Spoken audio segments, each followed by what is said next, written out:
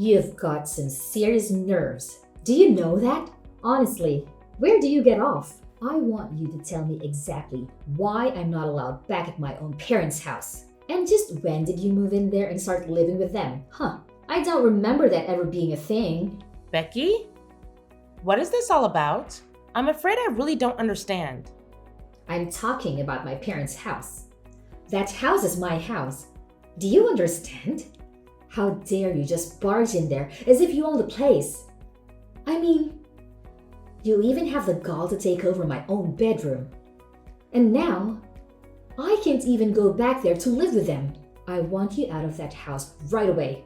Do you understand me? Sorry. So you're wanting to move back in with your parents right now? Is that what's going on? But I thought that you moved to New York last spring, right? You said the last family dinner about how you had found some really great job and they were going to put you up out of there, right? I know what I said. Thank you very much. But I quit that job and I am never, ever, ever going back. I just want to live with my parents in my hometown and that's that, okay? You quit your job? But you really just started it, didn't you? I know that I just started it, but I didn't like it one bit, and I hate New York City. Why do you think I'm coming back and wanting to move back in the first place? But imagine my shock when I find out that you and my brother have moved in with my parents since I moved out. I don't ever remember telling you that you were allowed to live there or use my room, Sarah. I want to move back there because what's the point of paying rent in some place when you can just live with your parents and not have to worry about anything? Oh, Becky, I'm really sorry. I thought that Nikki would have told you that we were moving in already. But yeah, we all agreed to do this after you moved out for your job in the big city. Well, now I'm moving back. So you and Nikki can go ahead and pack up all your things because you both are moving out. So leave and give me back my room already. Becky, please, you can't be serious about that. I mean, we did so much in preparation for this. You can't just announce that you're moving back and expect everyone to accommodate you. Do you know how troublesome it's going to be for us to do what you want? You think you're going to be inconvenienced by this? What about me? I quit my job. I'm unemployed. Don't you get it? I have no job and no house at all. If you don't want to move out, then the least that you can do is pay my rent in my new place. So you really think we're just going to pay for a whole apartment that we aren't living in? Well, if you don't like it, then you know what you have to do. Sarah, are you there? I really am sorry to bug you like this while you're at work, but I had something that I needed to talk to you about. You didn't by chance happen to get some messages from Becky, did you? Oh yes. We were actually just talking to each other not that long ago. And if you must know, she told me that she was going to be moving back in and that she wanted us out of the house. She said that if we didn't want to do that, then we could just pay her rent for where she's at now. I can't believe that she would do something like this. She's being so ridiculous. Sarah, I am so sorry that you're having to deal with this. My sister has never really been good at not getting her way. I'll say. I mean, I was pretty surprised when she started sending me those messages. She can't honestly expect us to just pack up and leave at the drop of a hat like this, right? I thought that she was just so excited to start her job in New York. I have no idea what happened or what made her want to come back. I know it really is all so sudden. I actually just heard about it from Becky right now and even I'm floored. I didn't even see this coming at all. I remember when she told everyone about the job, she was so excited that she was never going to come back home ever. She said that she was going to be a city girl from then on out. That's why your parents came to us in the first place. They thought that this would be a chance for them to spend more time with their eldest son. But I had no idea that we would have such a short time to live in the house before being asked by Becky to leave. I know what you mean. Something must have happened that really disillusioned her with whatever it was that was posted in New York in the first place. I really did think that this was something that she wanted to do though, so I wonder what must have happened. Do you have any idea what it could have been about at all? She was excited to leave, but now she seems so desperate to come back. Well, the thing about Becky is that around these parts, she's really smart and beautiful, right? She was actually always talking ever since she was little about wanting to go to the big city and make it big. But I guess that maybe she was just intimidated by how many kinds of different people there are in a place like that. Maybe she realized that her smarts and looks wouldn't take her as far as they had here, and she got a bit intimidated. Or maybe there was something about the job that just made her really want to quit and come home. You really think that's what it could have been? That she just got her ego bruised a little? I really have no idea what it is with her. But I guess now that she's made up her mind, do you think you can move out of the house, maybe? Wait, what? Nikki, please tell me you're joking, right? Of course I'm not just going to move out of the house. That's ridiculous. I literally got a new job just so you and I could move out here together, remember? I know, but it's just, well, it's kind of out of our hands now, really. I tried telling Becky that this was our home now, but she just wasn't listening at all. So I think you just don't really have a choice anymore. So you're really telling me that I need to move out of the house to make room for your sister? Your parents begged for you and I to come and live with them, and now you're saying you want to end it? I get Becky's feeling down, but this is all just so rude. It isn't fair at all. Come on now, Sarah. Don't be such a baby about this. It's not like anyone is forcing you to do anything. I just asked if you could move out. And that's still super rude of you. I mean, how could you even ask me that? I know, but neither of us knew that Becky was going to come back, right? We thought she was going to be in New York forever, but now she's not. Besides, just think of how lonely my dad is without his daughter around. Don't you start with me, Nikki. I was against moving in with your parents this whole time, but you insisted that we'd do it over and over again. Even your dad told you to drop it since he could tell that I didn't want to do it. You even agreed to do all of the housekeeping if I agreed to move in with your parents. But instead, I've been doing most of it all the time. Okay, I get it. Jeez. I was just asking because I thought you might say yes if it was from me. But I'm sorry for even mentioning it. I really didn't think that you would freak out on me like this at all. What do you mean? Why are you trying to act as if I'm in the wrong for not wanting to move out? Because this is my little sister coming back to live with the family. But I guess I'll just have to tell her that you're refusing to move out and that she'll just have to have a good luck finding a place to live. I'm sure that will fix this whole situation, don't you think? Nikki, why are you doing this? You're really making me feel bad about just not wanting to move away from this. When are you going to do as I say and finally move out, huh? Do you have any idea just how much trouble you've been putting me through? Everything that's going wrong with my life is all your fault. My fault? Are you kidding me? Just how do you figure that, huh? It's not just me that you're causing trouble for, though. I mean, do you think that my mom and dad would really prefer to live with some woman they hardly know versus their own daughter? And you need to read the room and recognize that you were not wanted here at all. So hurry up, get the picture, and move out already. Read the room? You have seriously got to be kidding me. That is rich coming from you. But I guess you might be right about one thing. Everyone has been acting very cold towards me these days. You mean you only notice them acting that way towards you now? It took you long enough, I'll say. That's right. Everyone here must be so worried about you. I hear all about how they are making every effort to go and visit you. They're even cooking and cleaning for you. Isn't that right? And just what is wrong with that, huh? My parents have always enjoyed spoiling me when they can, and this is no different. I don't see anything wrong with them wanting to take care of their daughter while she's so distressed after coming home from New York. So far be it from me to tell them to not take care of me if that's what they want to do. And then when they do get back from your apartment, they all treat me like I'm to blame for having them go back and forth from the house.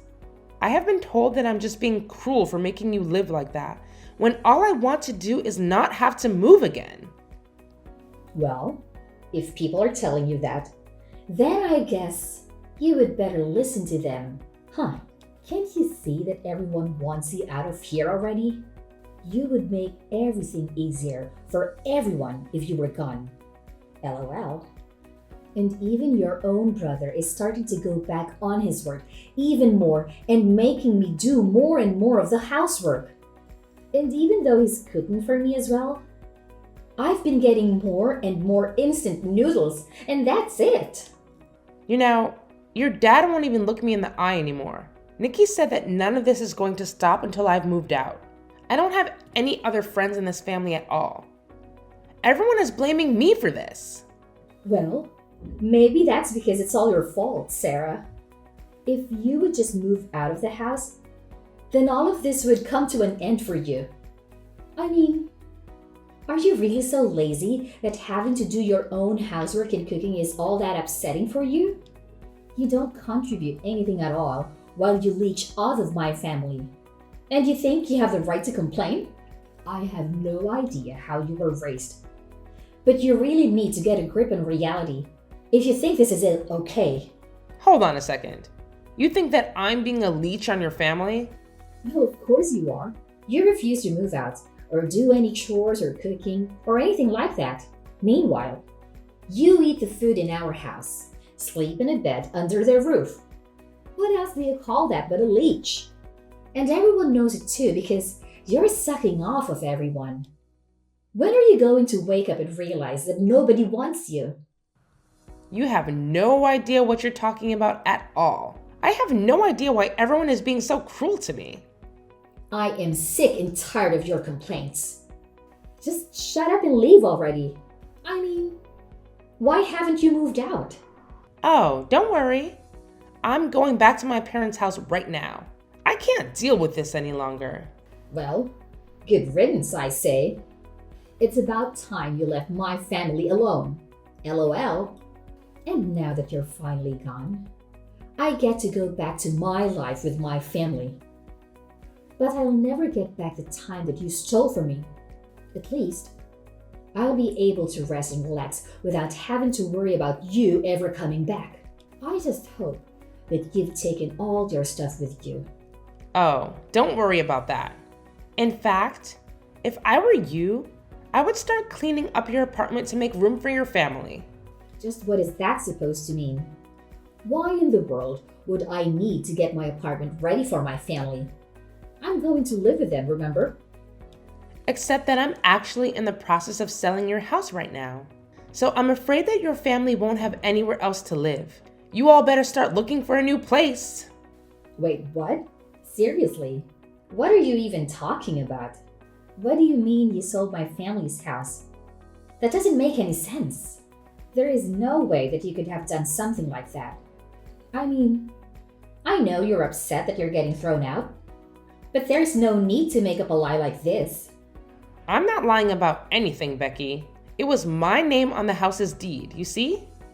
That still doesn't make any sense at all. Why would your name be on my family's house deed? You really don't pay attention to anything that goes on with your family that doesn't concern you, do you? I took over the deed to the house from the moment Nikki and I moved in with them. In fact, it was your family that forced me to do that, if you really want to know. But why would they do that? Why would they want your name on that?